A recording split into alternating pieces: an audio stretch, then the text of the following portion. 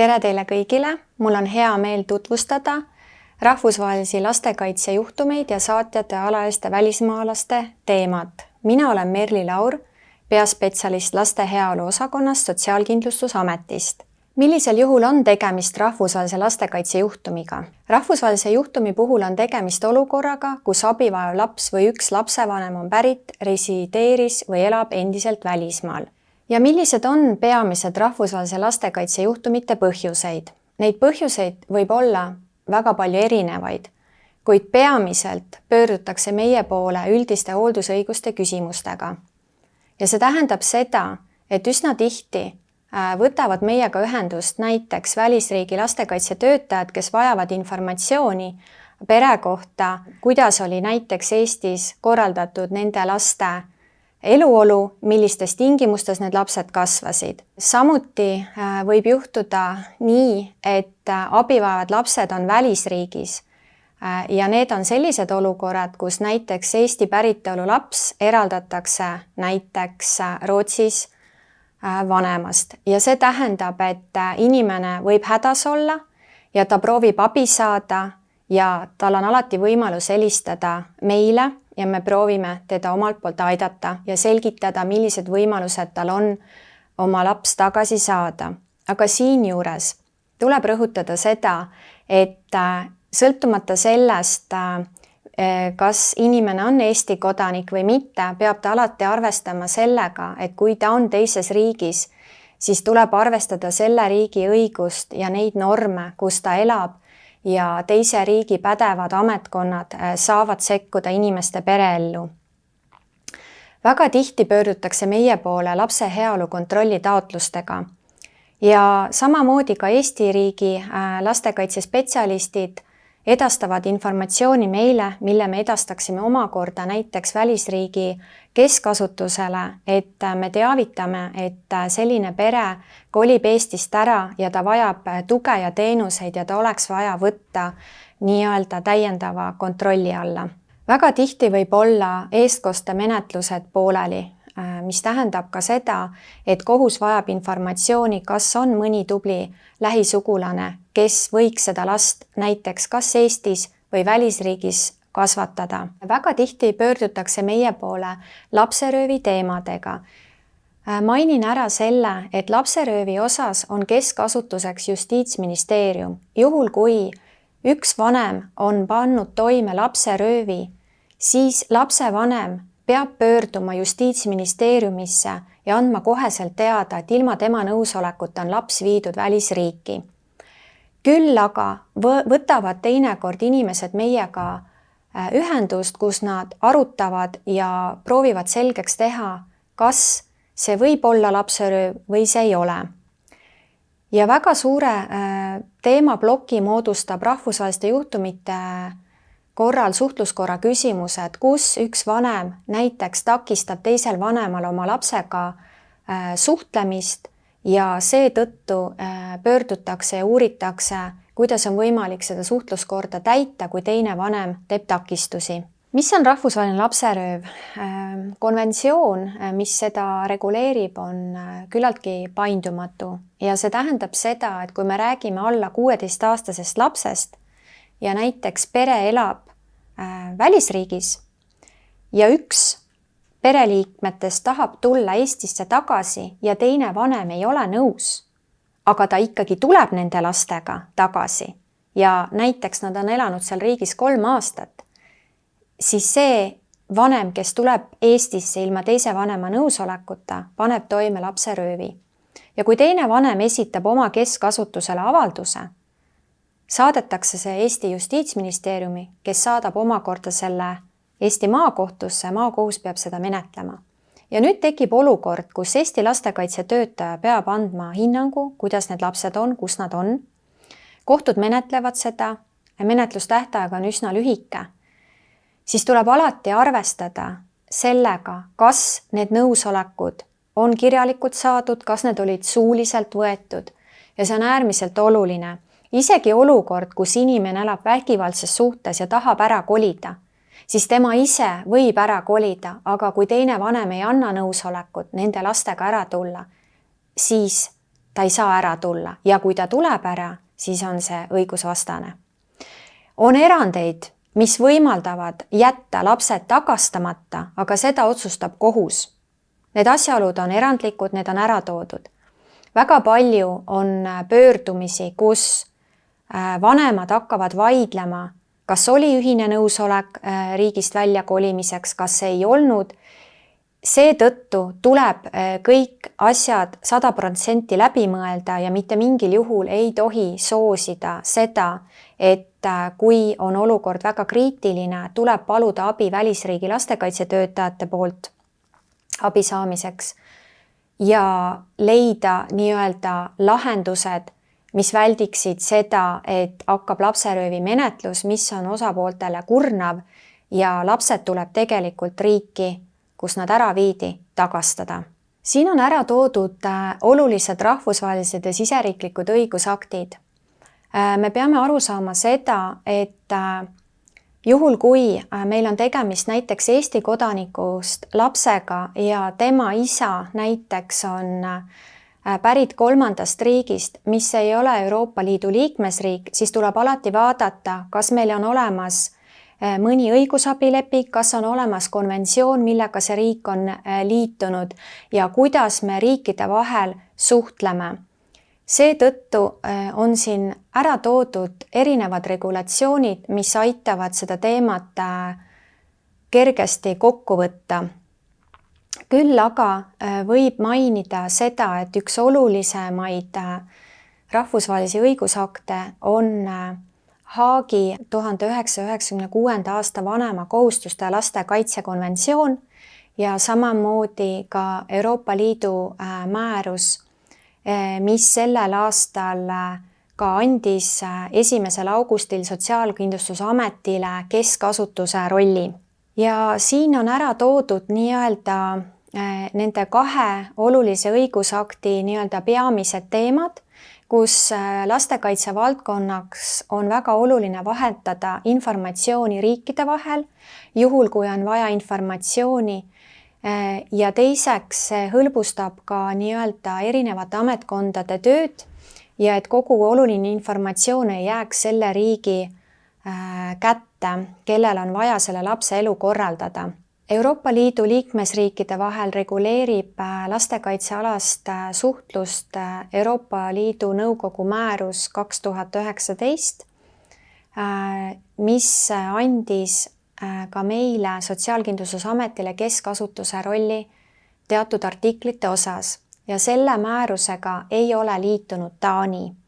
Ja Taaniga suhtlemisel tuleb kasutada Haagi konventsiooni. Siin on ära toodud Euroopa Liidu Nõukogu määruse vastavad artiklid, kus on näha, millistel juhtudel on Justiitsministeerium keskasutuseks ja millistel juhtudel on Sotsiaalkindlustusamet.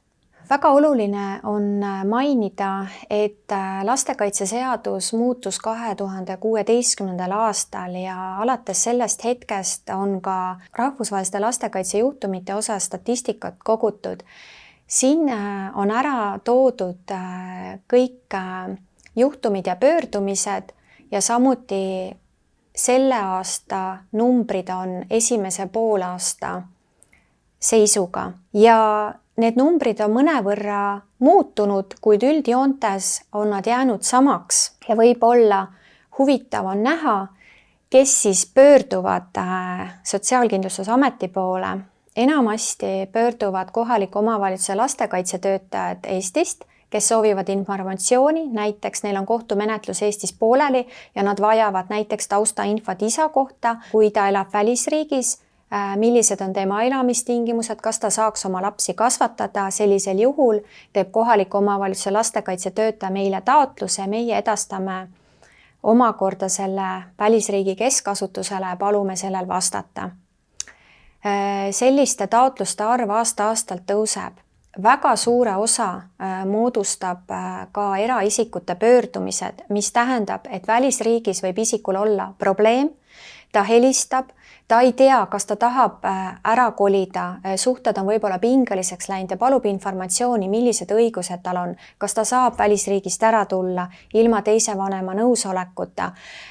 kuidas ta saab oma elu korraldada, kas ta saab sissekirjutust muuta Eestis ka nii, kui lapse vanem ei ole nõus näiteks elukoha muudatustega, nii edasi. Samuti pöörduvad mõnikord meie poole ka teised sotsiaalkaitse valdkonna esindajad, üsna tihti ka näiteks haiglad, kus võib-olla on laps, kes vajab väga kiiret sekkumist ja abi, aga ta on teisest riigist pärit ja on raskusi asjaajamistel ja vajatakse informatsiooni, kuidas seda pere aidata. Väga suure osa moodustab ka loomulikult lasteabiteated, mis tulevad ka otse meile, kui on näha, et konflikt võib minna väga suureks ja oleks vaja kiiresti nõustada inimest või asjaosalisi. Tihti tehakse päringuid ka otse kohtust, et saada teada, milline on pere taust või kuidas kohus peaks seda olukorda lahendama.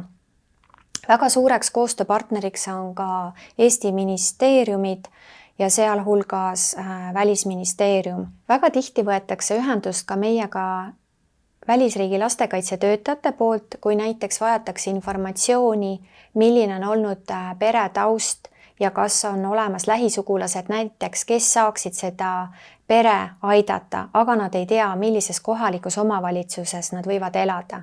Ja seetõttu saame anda informatsiooni ja välisriigi lastekaitse töötaja saab suhelda juba kohaliku omavalitsusega edaspidi otse.